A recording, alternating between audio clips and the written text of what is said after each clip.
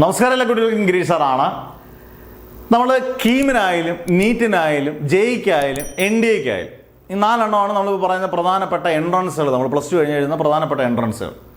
ഈ എൻട്രൻസുകൾക്ക് ഒരു കാര്യം ശ്രദ്ധിച്ചാൽ നിങ്ങൾക്ക് സത്യം പറഞ്ഞാൽ ഒരു പരിധിവരെ മാർക്കുകൾ കുറയാതിരിക്കാനും മാർക്കുകൾ കൂടുതൽ കിട്ടാനുമുള്ള ഒരുപാട് ചാൻസ് ഉണ്ട്.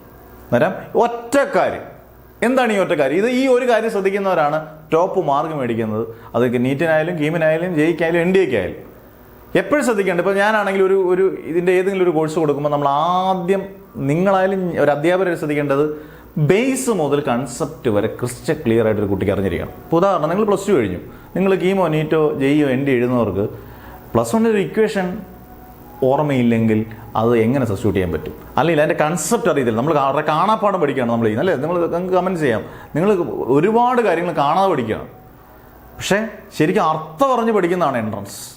അതിന് ബേസും കൺസെപ്റ്റും കിട്ടിക്കഴിഞ്ഞാൽ, ഈ ബേസും കൺസെപ്റ്റും ഉണ്ടെങ്കിൽ എല്ലാ ചാപ്റ്റേഴ്സിൻ്റെയും കിട്ടിക്കഴിഞ്ഞാൽ ഏത് ക്വസ്റ്റ്യൻസും ആദ്യം വായിച്ചെടുക്കാൻ എളുപ്പമാണ്. വായിച്ചെടുക്കാൻ എന്ന് പറഞ്ഞാൽ മനസ്സിലാക്കാൻ എളുപ്പമാണ്.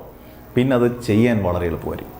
അതേത് ടഫായിട്ടുള്ള ക്വസ്റ്റ്യൻസ്. അന്നേരം നമുക്ക് ആദ്യം ഒരേ ഒരു കാര്യം നമ്മൾ അറിഞ്ഞാൽ ഇതിൻ്റെ പ്രധാനപ്പെട്ട വലിയ കടമ്പ കഴിയും. അന്നേരം നമ്മൾ ഇപ്പം ഞാനും എൻട്രൻസ് വർഷങ്ങളായിട്ട് എടുക്കുന്ന ഒരു അധ്യാപനം. നമ്മൾ ചെയ്യുന്നത് ആദ്യം എല്ലാ ചാപ്റ്റേഴ്സിൻ്റെയും ബേസും ഒരു കൺസെപ്റ്റ് വരെ ക്ലിയർ ആയിട്ട് പറഞ്ഞു കൊടുക്കും.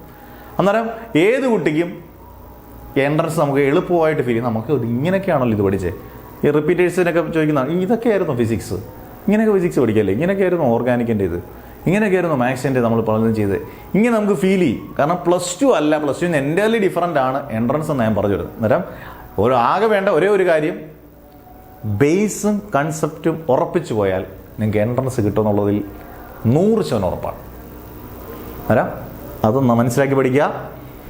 അടുത്ത വീഡിയോ ആയിട്ട് വരുന്നവരെ നെവർ എവർ ഗിവ് അപ്പ്.